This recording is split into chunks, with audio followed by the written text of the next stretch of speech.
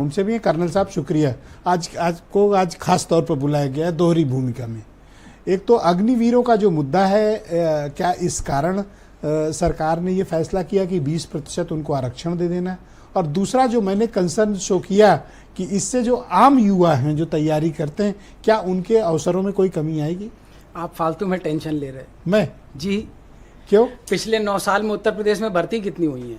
अग्निवीरों की 4 साल से तो पुलिस की भर्ती नहीं हुई, अब जाके हुई, और 6 साल से मास्टरों के लिए एक वैकेंसी नहीं निकली। ये भर्ती कहाँ होंगे? मैं आपको बताता हूँ, देश में 10 से 15% का लेटरल रिजर्वेशन है फौजियों के लिए, और बहुत से राज्यों में जो ऑफिसर्स हैं शॉर्ट सर्विस कमीशन में या पूरी सर्विस करके आते हैं, उनके लिए भी रिजर्वेशन है। आज की तारीख में पंजाब के डीजीपी और चीफ सेक्रेटरी दोनों फौजी बैकग्राउंड से हैं, और पंजाब ऐसा राज्य है अक्सर वहाँ पे ब्यूरोक्रेसी में फौजी बैकग्राउंड के लोग मिलते हैं।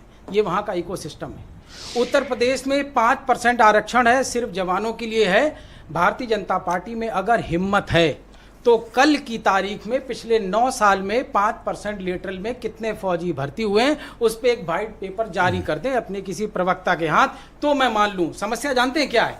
वो आप सिंदूर के नाम पे वोट मांग रहे हैं पूरे देश में।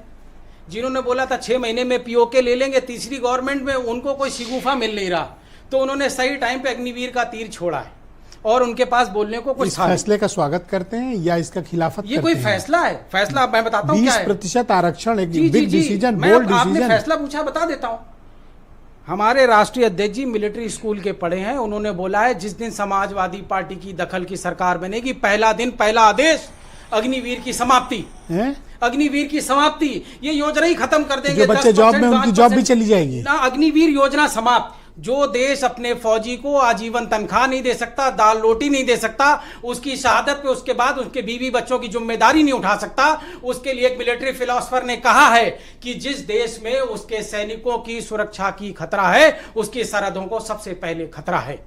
तो क्या ये देश जो बोलता है कि हम दुनिया की चौथी अर्थव्यवस्था हैं, अपने फौजियों के बाल बच्चों की रोटी की व्यवस्था नहीं कर सकता?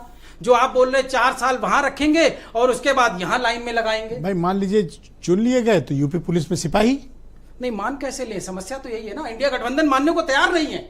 हम कह रहे हैं कि ये योजना देश के खिलाफ है, देश की सुरक्षा के खिलाफ है। इस योजना को इस आरक्षण की आप खिलाफत करते हैं? किस आरक्षण? जो 20% हुआ। अरे जब भर्ती ही नहीं होती तो आरक्षण मिलेगा कैसे ब्रिजेश? अरे होती है, ऐसा नहीं है कि होती है।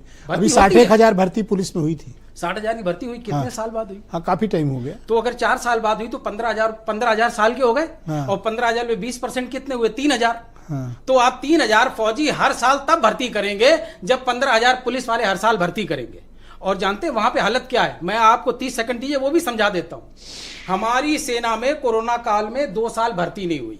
80-90 हजार हर साल भर्ती होते थे, 1.5 लाख हो गए ये, और 80,000 की जगह 40,000 पिछले 3 साल से भर्ती हो रहे हैं, 1.5 लाख वो। और अगले साल अगस्त सितंबर से ये 4 साल वाले वापस आने लगेंगे 40,000 में 30,000। तो जो 90,000 भर्ती होती थी, अब वो सिर्फ 10,000 भर्ती बचेगी सेना में। आप करवा लीजिए, आप सिंदूर 10,000 लोगों से। धन्यवाद। मैं